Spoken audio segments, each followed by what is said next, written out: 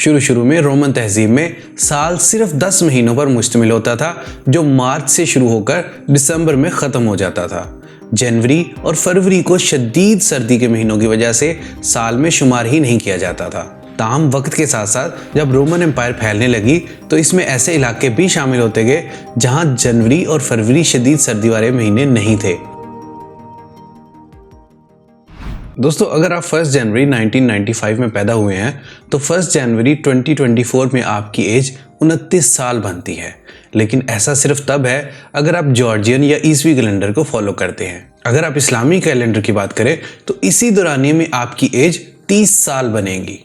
आज की वीडियो में हम इस कम्प्लेक्स फिनोमेना को समझने की कोशिश करेंगे और इस बात का जायजा लेंगे सोलर और लूनर कैलेंडर में साल का दौरानिया किस तरह मुख्तलिफ है। साथ ही साथ हम ये भी समझने की कोशिश करेंगे कि सोलर कैलेंडर को एडजस्ट करने के लिए फरवरी के दिन कम या ज़्यादा क्यों किए जाते हैं।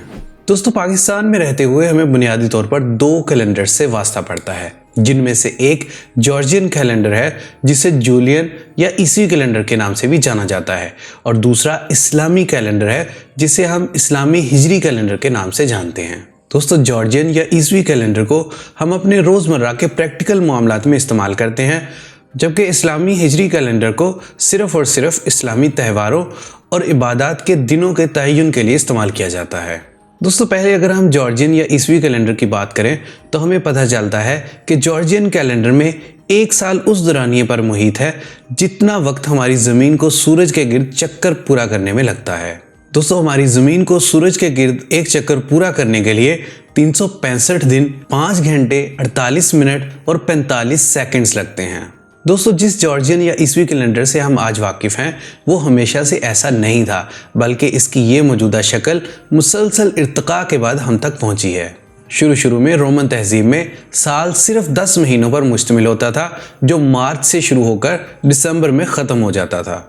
जनवरी और फरवरी को शदीद सर्दी के महीनों की वजह से साल में शुमार ही नहीं किया जाता था। ताहम वक्त के साथ साथ जब रोमन एम्पायर फैलने लगी तो इसमें ऐसे इलाके भी शामिल होते गए जहां जनवरी और फरवरी शदीद सर्दी वाले महीने नहीं थे। तो इस ज़रूरत को पूरा करने के लिए और कमरी महीनों की तादाद के साथ मुताबिकत के लिए रोमन एम्परर न्यूमा पम्पलिस ने जनवरी और फरवरी को साल के आखिरी 2 महीनों के तौर पर ऐड कर दिया। दोस्तों, मौजूदा जॉर्जियन कैलेंडर की शक्ल बड़ी हद तक रोमन एम्परर जूलियस सीजर के दौर में सामने आई, जब साल को जनवरी से लेकर दिसंबर में 12 महीनों में तकसीम कर दिया गया। इसी वजह से इस कैलेंडर को जूलियन कैलेंडर भी कहा जाता है, और कदीम मिस्री तहजीब से मुतासिर होकर रोमन एम्परर जूलियस सीजर ने पहली दफ़ा जूलियन कैलेंडर में लीप ईयर का कॉन्सेप्ट भी शामिल किया।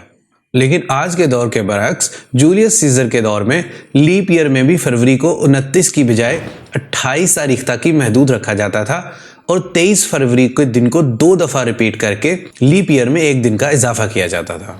दोस्तों, अब हम ये समझने की कोशिश करेंगे कि आखिर लीप ईयर की ज़रूरत ही क्यों पेश आई। दोस्तों, जैसा कि हम पहले आपको बता चुके हैं कि हमारी ज़मीन को सूरज के गिर्द चक्कर पूरा करने के लिए 365 दिन, 5 घंटे, 48 मिनट और 45 सेकंड्स लगते हैं। जूलियस सीजर के दौर में जब साइंस ने इतनी तरक्की नहीं की थी तो वक्त की पैमाइश भी इतनी ज़्यादा एक्यूरेट नहीं थी, जिसकी वजह से 365 से ऊपर 5 घंटे, 48 मिनट और 45 सेकंड्स को 6 घंटे के तौर पर लिया गया। अब 6 घंटे चूंकि एक दिन का चौथाई हिस्सा था जिसे एक दिन के तौर पर नहीं लिया जा सकता था, तो हर 4 साल बाद फरवरी में एक एक्स्ट्रा दिन ऐड करके इस फर्क को एडजस्ट किया गया। दोस्तों, टाइम और दिनों की इस कदर एक्यूरेट पैमाइश इसलिए इतनी ज़रूरी थी ताकि मौसमों की सही प्रेडिक्शन की जा सके।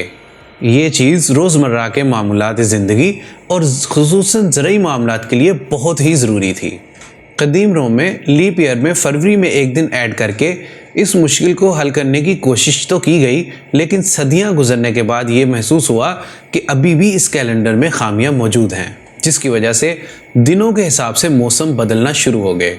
और ऐसा इस वजह से था कि जूलियस सीजर के दौर में 5 घंटे, 48 मिनट और 45 सेकंड्स को 6 घंटे के तौर पर लिया गया था।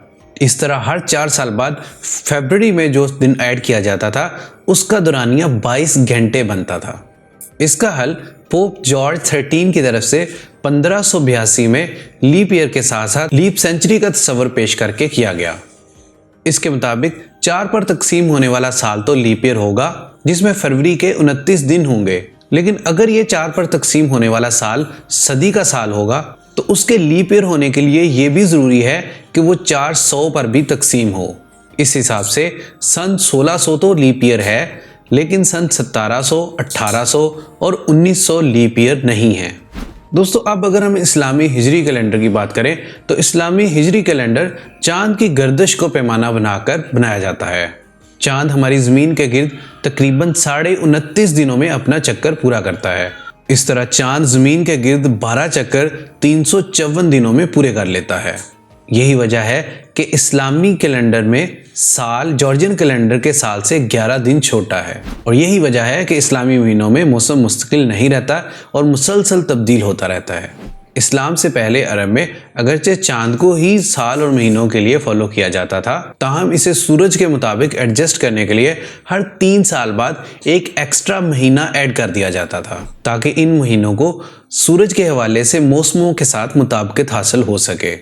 दोस्तों दुनिया में जहां भी लूनर कैलेंडर को फॉलो किया जाता है उससे सोलर कैलेंडर से मुताबिकत के लिए एडजस्ट किया जाता है, लेकिन इस्लाम में ऐसा नहीं है, जिस वजह से इस्लामी महीनों में मौसम मुसलसल तब्दील होते रहते हैं।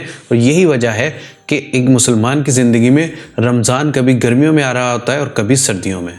दोस्तों इन्हीं कम्प्लेक्सिटीज़ की वजह से इस्लामी हिजरी कैलेंडर को रोज़मर्रा के प्रैक्टिकल इस्तेमाल के लिए यूज़ करना बहुत मुश्किल है, और पूरा आलम इस्लाम रोज़मर्रा के प्रैक्टिकल मामलात के लिए ईसवी या जॉर्जियन कैलेंडर को ही फॉलो करता है।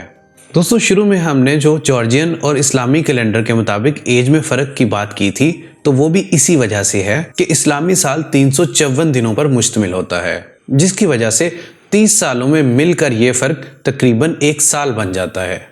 दोस्तों वीडियो अच्छी लगे तो इसे लाइक करें, इन्फॉर्मेटिव लगे तो अपने दोस्तों के साथ शेयर करें।